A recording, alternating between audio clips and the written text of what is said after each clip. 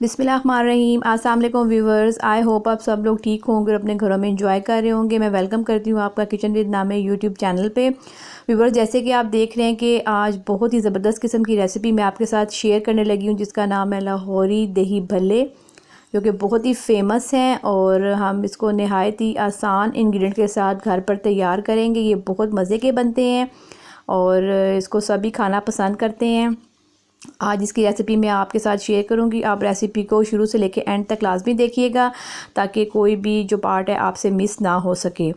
तो व्यूअर्स, हम फिर स्टार्ट करते हैं अपनी रेसिपी को बनाना कि ये मज़ेदार रेसिपी कैसे तैयार होती है। तो फिर हम स्टार्ट करते हैं अपनी रेसिपी को। सबसे पहले व्यूअर्स, हम भल्ले बनाने के लिए बेसन का इस्तेमाल करेंगे, क्योंकि हम बेसन के भल्ले बना रहे हैं। तो बेसन मैं इसमें लूँगी 1 कप, आप देख रहे हैं। इसी के साथ ही ये कुछ मसाला जाता है, जिसमें लहसुन है मेरे पास 1 टीस्पून, नमक है मेरे पास 1/2 टीस्पून और मीठा सोडा है मेरे पास 1 पिंच है, ज़ीरा है इसी तरह मेरे पास 1 टीस्पून और ये दड़ा मिर्च है मेरे पास 1 टेबलस्पून। ये मैंने सारा मसाला ले लिया है। और मैं जो मेरे पास बेसन था, जो मैंने बाउल में 1 कप बेसन लिया था, उसमें मैं ये सारे मसाले को ऐड कर दूंगी। पानी हमें ज़रूरत होगी, थोड़ा सा पानी हम इसके लिए लेंगे, इसको घोलने के लिए।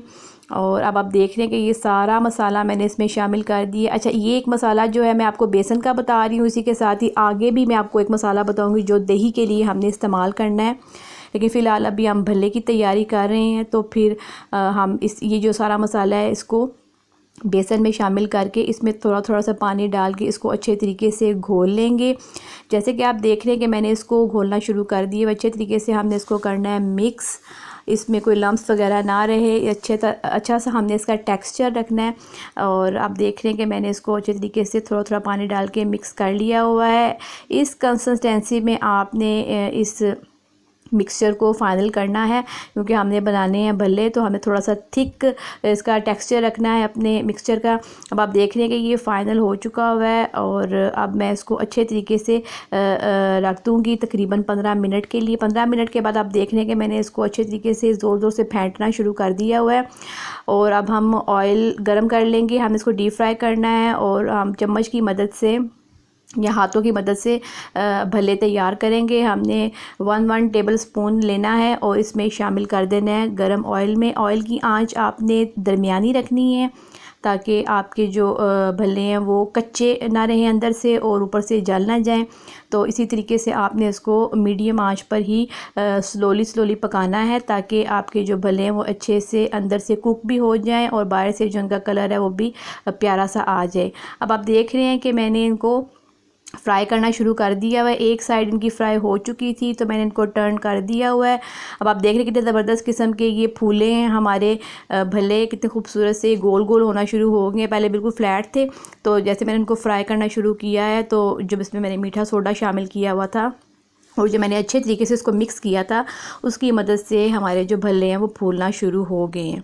अब आप देख रहे हैं कि मैं इनको फ्राई करती जा रही हूँ और इन पे प्यारा सा ये देखिए कलर आ चुका है। अब हम इसको प्लेट पे निकाल लेंगे। अब आप देख रहे हैं ये बिल्कुल उसकी फ़ाइनल लुक है। अब हमने इसको निकाल लेना है एक प्लेटर में। सारे भल्ले हम इसी तरीके से आहिस्ता आहिस्ता फ्राई कर लेंगे। जो हमारा मिक्सचर होगा हम उनको फ्राई करके और साइड पे रख देंगे। फिर हम तैयारी करेंगे इनको सर्व करने की। जी, तो व्यूअर्स, आप देख रहे हैं कि भल्ले तैयार हो चुके हुए हैं और भल्लों को तो आपको पता ही है कि पानी में सोक करना होता है, क्योंकि इनका जो सारा जायका है वो इसी से ही आता है। आप चाहें तो दही की लस्सी में भी इसको सोक कर सकती हैं, लेकिन मैं इसको पानी में ही रख रही हूँ। तकरीबन 20 से 25 मिनट के लिए मैं इनको पानी में डिप करके रख दूंगी, ताकि ये अच्छे तरीके से सॉफ़्ट हो जाएं और जैसे कि बाज़ार से हम खाने जाते हैं वैसे ही इनकी लुक और टेक्सचर और जायका आए।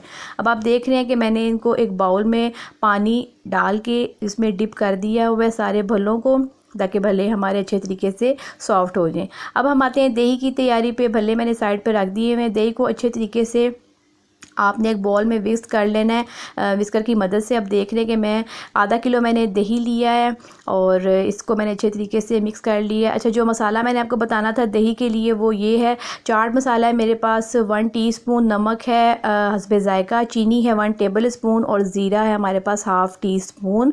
नमक आपने हाथ रो के डालना है क्योंकि हमारे पास भल्लों में भी नमक था, इसलिए आपने टेस्ट करके ही नमक को शामिल करना है। अब अच्छे तरीके से ये सारे मसाले को दही के साथ मैंने बीट कर लेना है। आप देख रहे हैं कि मैं इसको अच्छे तरीके से मिक्स कर रही हूँ कि यही जो उसका दही का टेक्सचर होता है यही भल्लों को जो है इसका जायका लाता है।